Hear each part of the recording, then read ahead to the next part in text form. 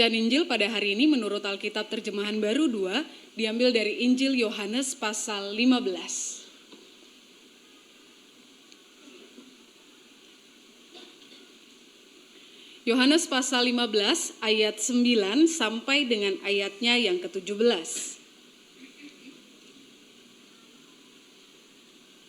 Saya mengajak kita untuk membaca bacaan Injil ini secara bergantian.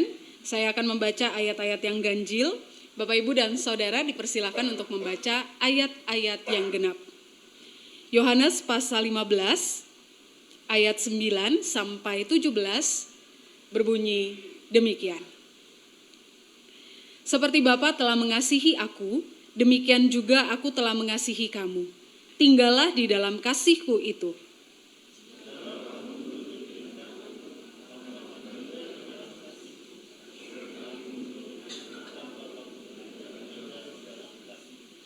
Semuanya itu kukatakan kepadamu, supaya sukacitaku ada di dalam kamu, dan sukacitamu menjadi penuh.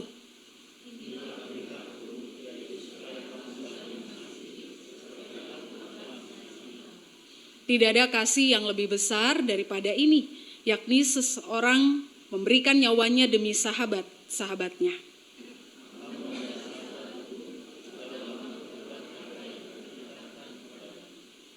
Aku tidak lagi menyebut kamu hamba, sebab hamba tidak tahu apa yang diperbuat oleh tuannya. Namun aku menyebut kamu sahabat, karena aku telah memberitahukan kepada kamu segala sesuatu yang telah kudengar dari Bapa-Ku.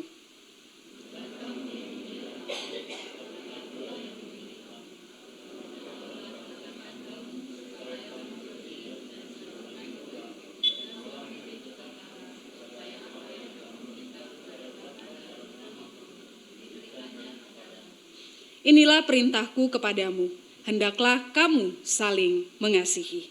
Demikianlah Injil Tuhan Yesus Kristus, berbahagialah mereka yang membaca, yang mendengarkan firman Allah dan yang melakukannya. Haleluya.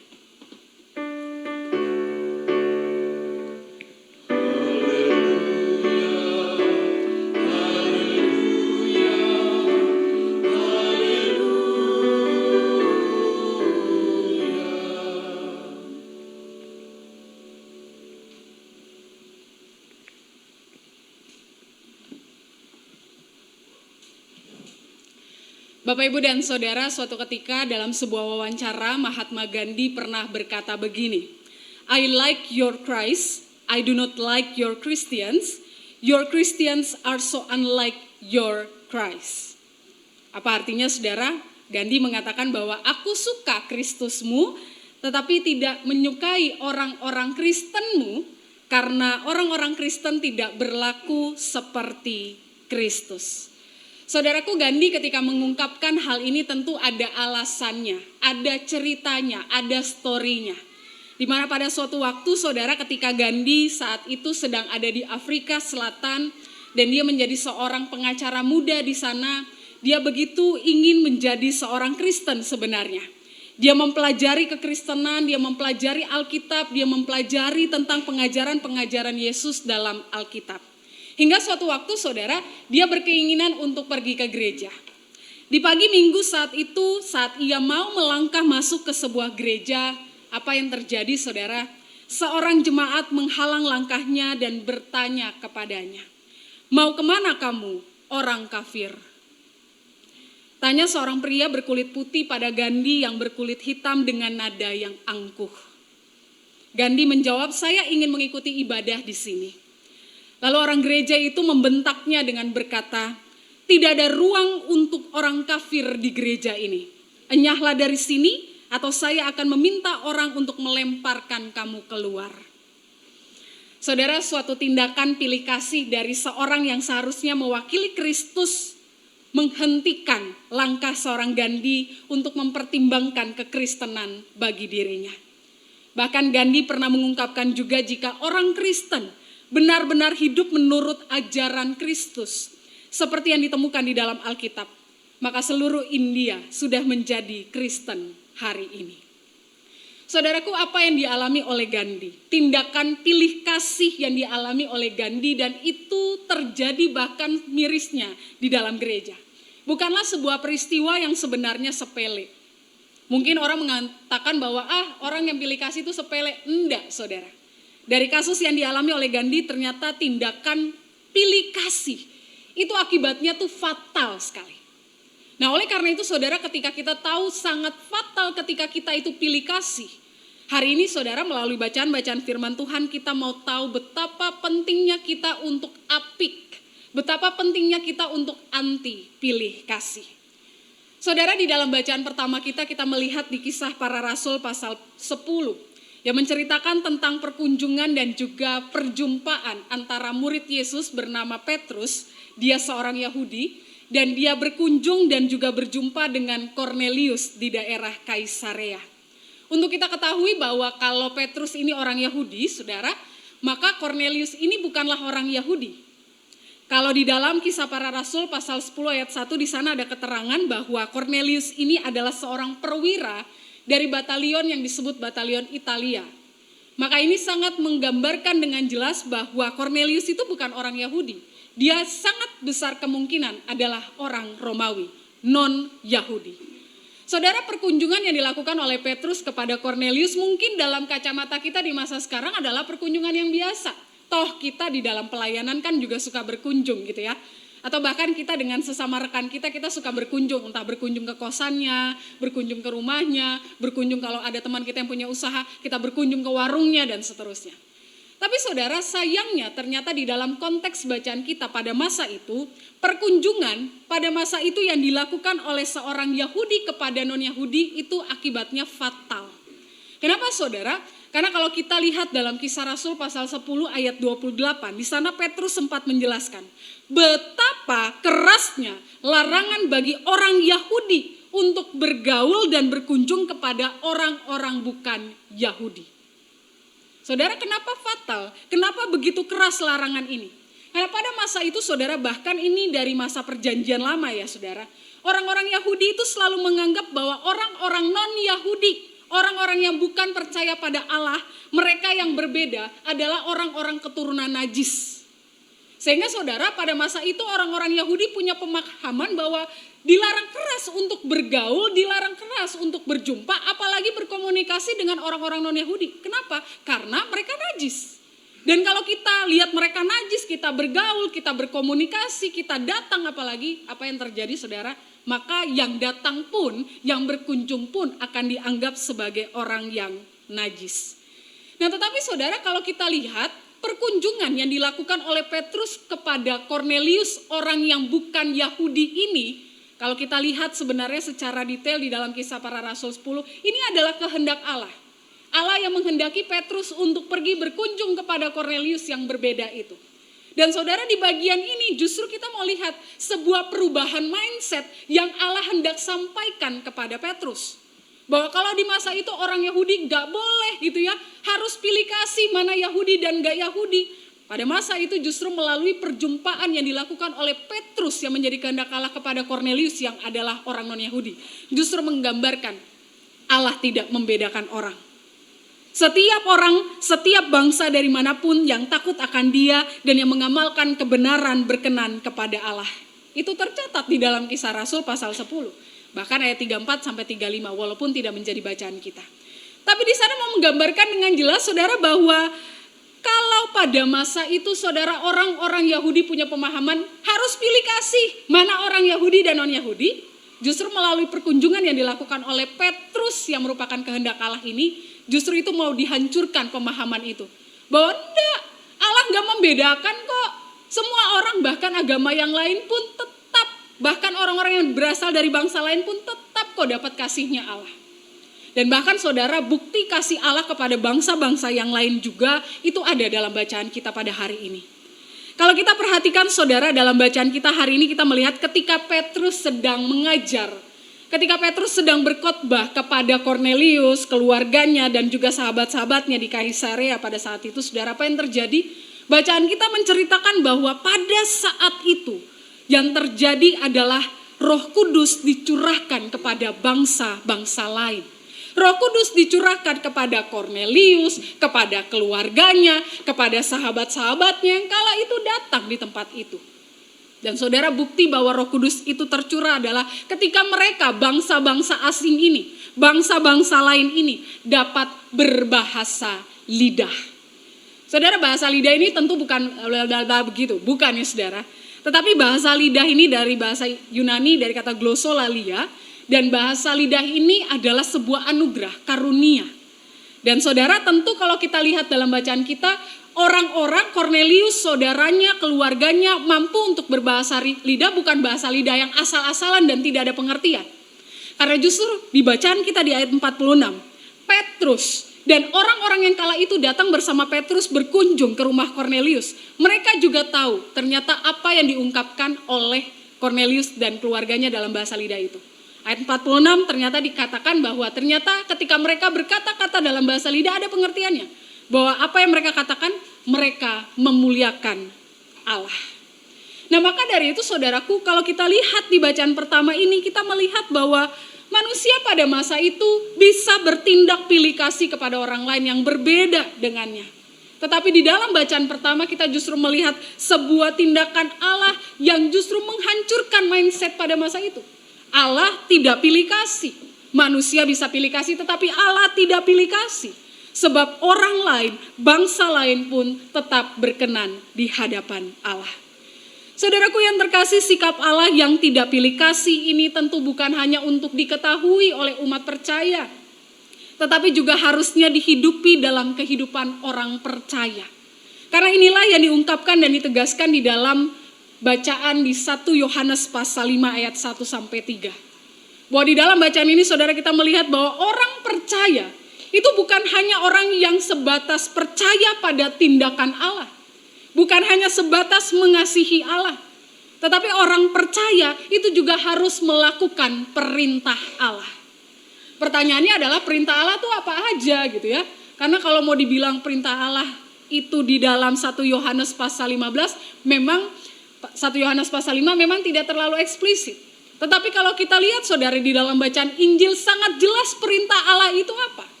Yohanes pasal 15 yang menjadi bacaan Injil kita mengatakan bahwa perintah Allah melalui Yesus tentunya di dalam ayat 17 mengatakan hendaklah kamu saling mengasihi. Itu perintah Allah. Kata saling di sini saudara dalam bacaan berarti ada tindakan yang sama-sama dilakukan.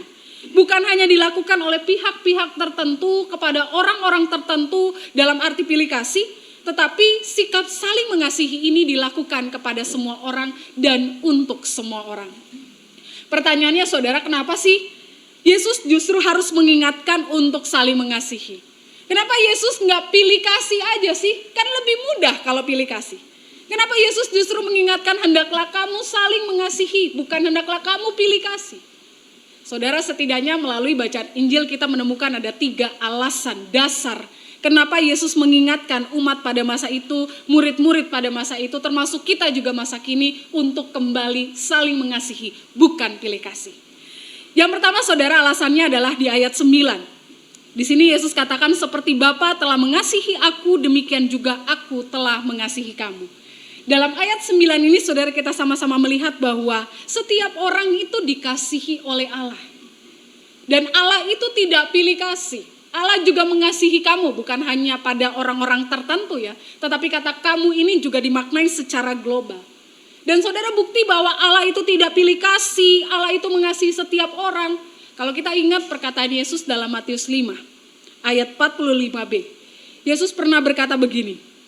Ia menerbitkan mataharinya bagi orang jahat maupun orang yang baik. Menurunkan hujan bagi orang yang benar maupun orang yang tidak benar. Artinya saudara, bahwa dari bacaan ini kita melihat bahwa Allah itu tidak pilih kasih.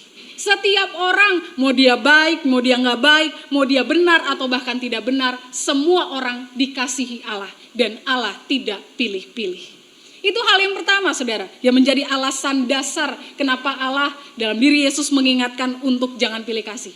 Karena Allah memang tidak pilih kasih. Itu yang pertama. Yang kedua saudara, di dalam bacaan kita, khususnya bacaan Injil, Yesus juga katakan setiap orang yang dikasihi Allah, itu bukan hanya sebatas tahu dia dikasihi Allah. Tetapi dia juga diajak untuk saling mengasihi seperti aku telah mengasihi kamu.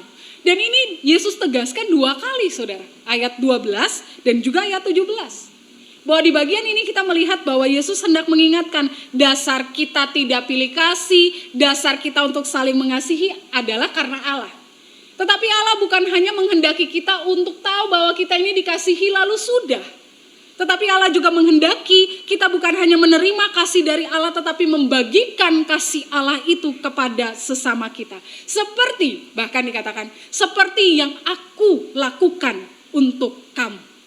Seperti yang Yesus lakukan untuk manusia. Artinya bahwa kalau kita diajak untuk mengasihi, saling mengasihi, jangan pilih kasih, maka seperti yang Yesus lakukan, dia tidak pilih kasih, ya maka jangan pilih kasih. Dan ketika kita tahu Allah itu ketika mengasihi itu secara terus menerus dan tanpa batas, maka mari terus mengasihi dengan tanpa batas. Mari terus mengasihi dengan terus menerus. Karena saudara, itu yang menjadi hal yang diingatkan Yesus kepada para muridnya. Sama seperti aku mengasihi kamu. Sama seperti Allah yang tidak jemu-jemu mengasihi kita. Maka kita pun diajak untuk jangan jemu-jemu mengasihi yang lain.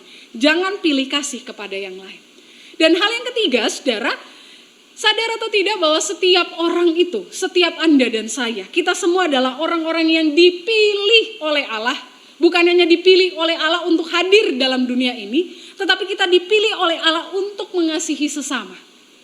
Kalau kita perhatikan ayat 16 tadi, saudara, di sini dikatakan, bukan kamu yang memilih aku, tetapi akulah yang memilih kamu. Aku telah menetapkan kamu supaya kamu pergi dan menghasilkan buah dan buahmu itu tetap. Saudara, di bagian ini kita mengingat sebenarnya bacaan lanjutan dari minggu lalu. Bahwa saudara, kita diajak untuk berbuah. Karena apa saudara? Karena minggu lalu kita diingatkan kita itu tinggal pada pokok anggur. Kita tinggal pada Allah. Dan kalau kita tinggal pada pokok anggur, kita tinggal pada Allah sang sumber kasih, maka apa yang harus kita lakukan? Ya tentu saja berbuah. Dan salah satu buah yang bisa kita hasilkan adalah dengan mengasihi tanpa pilih kasih. Saudara, ketika kita diajak terus-menerus, diingatkan terus-menerus untuk jangan pilih kasih, untuk terus mengasihi. Mungkin dalam benak kita saat ini kita berpikir begini, aduh kak, sulit. Ngomongnya gampang, tapi sulit kak. Sulit untuk tidak pilih kasih, sulit kak untuk melakukan kasih. Atau mungkin kita akan mengatakan sakit kak. Sakit kalau kita mengasihi itu justru menyakitkan. Saudaraku, sakit, sulit ketika kita mengasihi, itu pasti. Karena tidak ada proses mengasihi yang mudah. Tidak ada proses bertumbuh dan berbuah yang mudah. Kalau kita memperhatikan tanaman gitu ya saudara, ya mungkin di hadapan saya ini kan ada banyak tanaman ya. Kalau kita perhatikan tanaman saudara, untuk bertumbuh, untuk berbuah, pasti harus melalui proses yang gak enak. Ada gesekan, ada pergerakan, ada proses yang gak nyaman, ketiban ranting-ranting yang lain. Dan itu menyakitkan. Tetapi saudara, melalui tanaman, melalui tumbuhan yang terus bertumbuh, kita justru melihat bahwa prosesnya memang gak mudah, sakit, sulit. Tapi itu worth it. Kenapa saudara? Karena itu justru memperlihatkan bahwa tanaman itu, tumbuhan itu bertumbuh. Dia berbuah. Kalau dia tidak bertumbuh, dia tidak berbuah, dia tidak bergesekan, dia tidak bergerak, dia tidak terus berada pada zona nyaman. Apa yang terjadi saudara? Bisa jadi dia tidak akan menghasilkan sesuatu. Saudara, kalau tanaman saja memang proses bertumbuhnya nggak enak, proses berbuahnya itu nggak enak, apalagi mengasihi. Mengasihi juga hal yang sama saudara, tidak mudah untuk mengasihi memang. Tidak mudah memang kita untuk tidak pilih kasih kadang. Tetapi saudara, kita diingatkan untuk tetaplah mengasihi karena kenapa? Karena dengan terus mengasihi kita sedang menunjukkan kualitas iman kita. Kita sedang menunjukkan kualitas diri kita yang mau terus bertumbuh, yang mau terus berbuah, yang mau terus membawa kasih Allah kepada sesama kita. Kak, udah tahu kalau itu. Masalahnya kak, dia gak layak dapat kasihku. Seringkali kita menjadi orang-orang yang suka excusity syndrome gitu ya. Dikit-dikit cari alasan supaya kita berhenti melakukan kasih. Saudara, ketika kita mengatakan bahwa dia nggak layak dapat kasihku, saya justru ingin bertanya kepada kita semua, emang kita layak dapat kasihnya Allah? Kita layak dapat kasihnya Tuhan? Gak layak, saudara. Sesungguhnya setiap kita itu gak layak dapat kasihnya Allah. Tapi kita dilayakkan oleh Allah, kita diterima oleh Allah, kita dikasihi oleh Allah.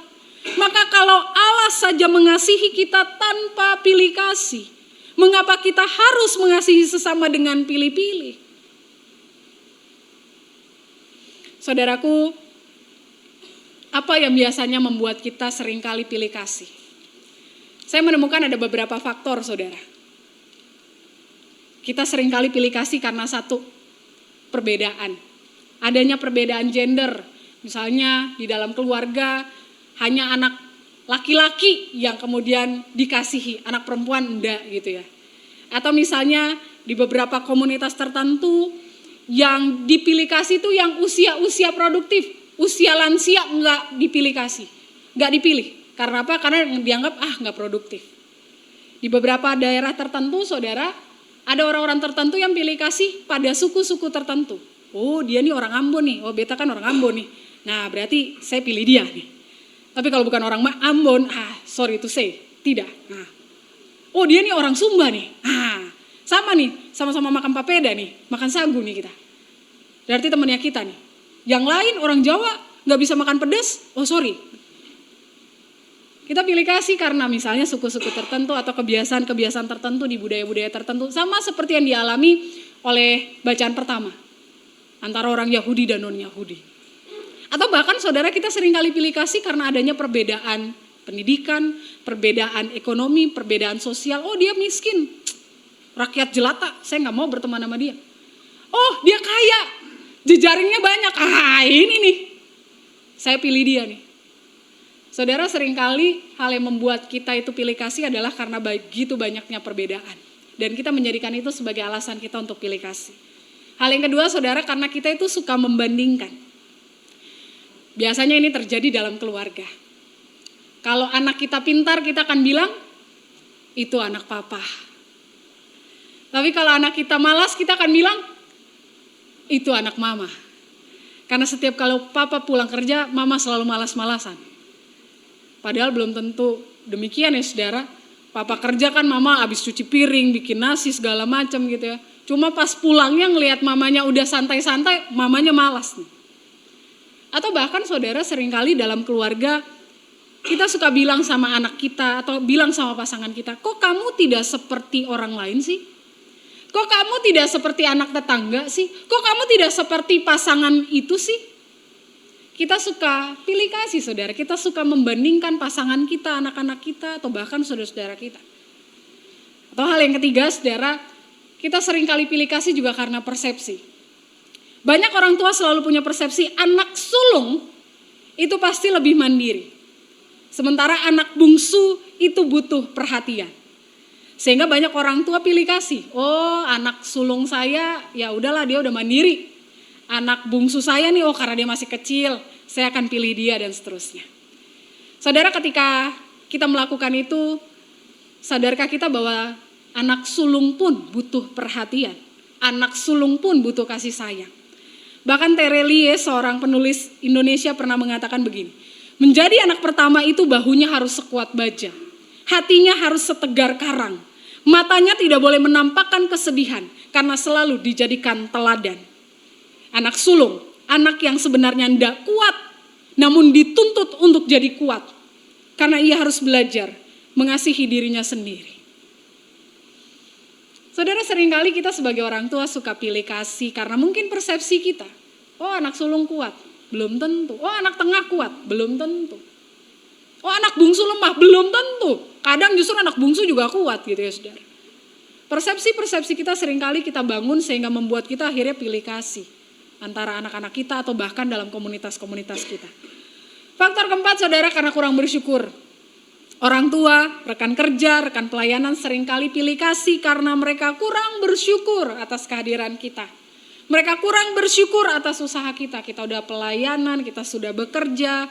Tapi kadang di dalam pekerjaan Kita suka lihat, dia lebih disayang sama bos, dia lebih disayang sama atasan. Kita udah kerja, udah lembur dan sebagainya, kok kita gak dipilih ya? Rasa pilih kasih bisa terjadi karena orang lain tidak bersyukur akan keberadaan dan usaha kita. Atau bahkan faktor yang terakhir saudara, kita seringkali bisa pilih kasih karena pengalaman. Pengalaman ketemu orang-orang rese. Nah, ketemu orang-orang rese ini seringkali kemudian menjadikan alasan bagi kita, saya gak mau bergaul sama dia. Saya mau pilih dia aja, kenapa? Karena dia rese. Atau bahkan saudara, kita juga punya pengalaman mungkin sering mendapat perlakuan pilih kasih dari orang lain. Sehingga akhirnya kita juga pilih kasih kepada orang lain. Saudaraku yang terkasih, sadarilah bahwa pilih kasih dengan alasan apapun pada akhirnya hanya akan membuat luka. Next. Pada akhirnya hanya akan membuat luka. Maka dari itu kita mau diingatkan, yuk putus rantai pilih kasih itu. Karena apa saudara? Sebab dunia yang pilih kasih sama dengan dunia yang tidak menghidupi kasih Allah. Maka dari itu saudaraku, jika saat ini kita masih pilih kasih gitu ya, mari kita ingat, yuk kita putus rantai pilih kasih itu.